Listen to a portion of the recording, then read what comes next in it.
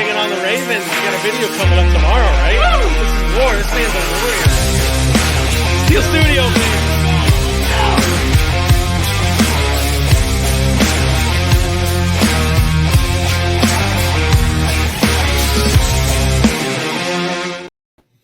Hello, welcome to another episode of my Thursday thoughts on the Pittsburgh Steelers. My name is Rick Mooney, and we finally have something really good to talk about. The Steelers brought back Cam Sutton today.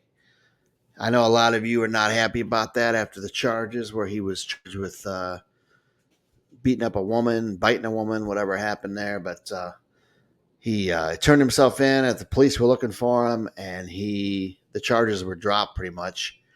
But he is going into a program to get evaluated and to the league will investigate. So he may be suspended, but I guarantee you the Steelers were not that desperate to where they had to sign someone that is going to be a problem.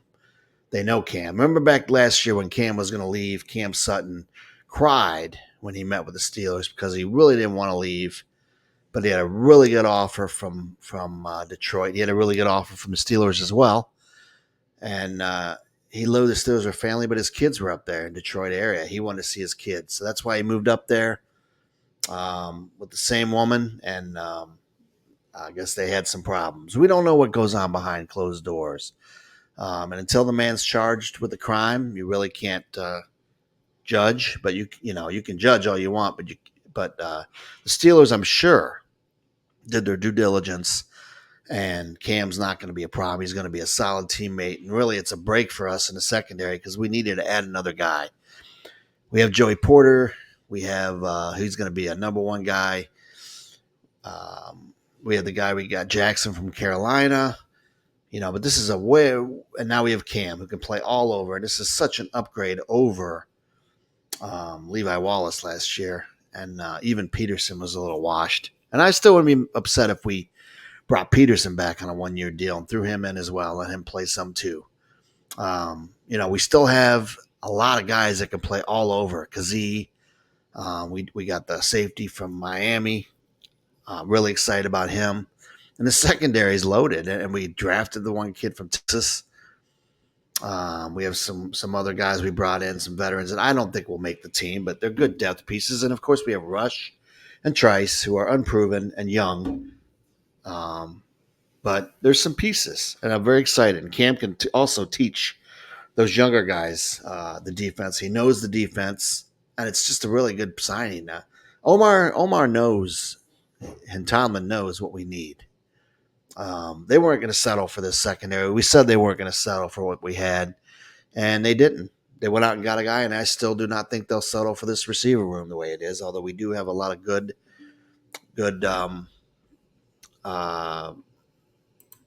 veteran guys, but I still think we're going to grab a solid number two. It may not be an Ayuk, a guy like that, but it might be a Sutton or Robert Woods, someone like that, which would really, really make this team a Super Bowl contender, in my opinion. But this is such a big add to the defense because he can play inside, he can play outside. Last year he did not play in the slot with Detroit, and he struggled just a bit, but he still was good enough. I mean, he played well. But the year before that, he was one of the top corners going into free agency with a 72.2 grade from Pro Football Focus, 73.6 run defense. He was still good against the run last year, and a 71% coverage grade.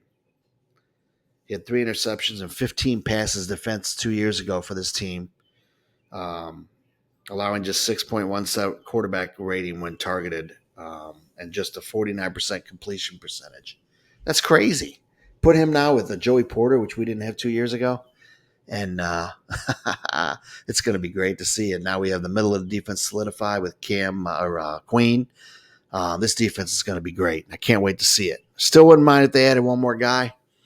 But because I'm what if Porter gets hurt or something. But we have a lot of youth. We have a lot of depth. We also still have the one safety that switched around. I can't remember. I'm in trouble. I don't know if I'm prepared like I should be, man. But we have some guys that can play all over. And I still, like I said, would be happy if we signed a Peterson, one more veteran guy on the cheap. And there's guys out there still. But this was a huge signing, under the radar signing. He's not going to be suspended for 6 games. I bet it's none. I predict none. And he was already out there practicing today, one day after he signed. The guy's ready to play football and make his life right. And Steelers stood behind him. I'm sure he has something to prove. And just a great signing. Great signing. So happy about this. So happy. We can sleep a little better tonight knowing that we got another corner in the fold there. And, of course, the other Cam Hayward came back. And as my show I did last week, if you check it out, he was one of the main guys that I said we need to extend, and we do. Cam still plays at a high level. He's still a top 10 defensive tackle in this league, especially when healthy. And until he proves otherwise, you pay the man, and I think we will pay the man. And very excited about that as well. Something new I'll do on here is emails every week, and I got an email from Joe Scott.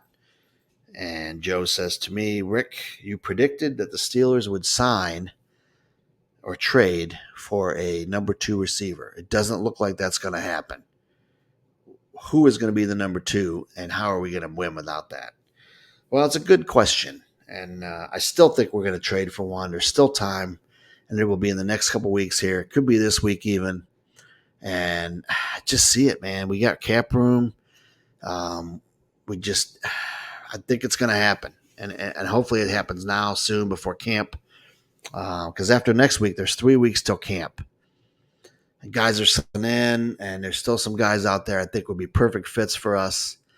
And I still think it's going to happen. If it doesn't happen for some reason, I think it's because Roman Wilson looks amazing, and or maybe some of the other guys we signed. Van Jefferson looks amazing. But I just can't see him relying on that. I just can't see it. And I think that we will get another guy, and this team will be loaded because this team's ready to win now. We're not looking to win next year, the year after. We didn't sign Russell Wilson. We didn't trade for Justin Fields to finish last in the division. It's not going to happen. We're going to win now, and that's what we want to do, and we're almost there, man. But we need some depth. What if Pickens gets hurt? Then we're screwed. All this was for nothing. So I think they will do something, and I still think it's going to happen, but it's a great question. If you have any questions for the show or comments or tell me it sucks, whatever, steelstudiopodcast@gmail.com. It's scrolling at the bottom there of the show here. And we love your feedback. We love everything that's going on. We love all the feedback on the Steel Studio group on Facebook. And we appreciate all you guys. Congratulations to Chris Boswell as he got married, and he better keep scoring, man, at home and on the field, because we need him. But, hey, that's all I got for this week. Excited about Cam Sutton. And trust me, the Steelers did their homework. It's going to be just fine. Go Steelers, man. Just please continue to support us, follow us. We got one more week here next week of mandatory minicamp, which I'm excited about. Even though they really don't do a whole lot in these camps, it's football in shorts, but they're learning the new offense. They're learning camaraderie, and it's exciting to see. So go Steelers, and we will see you next week. Who knows? That trade may happen. Number 3 receiver. This team's going to be loaded. Can't wait to see it. Go Steelers.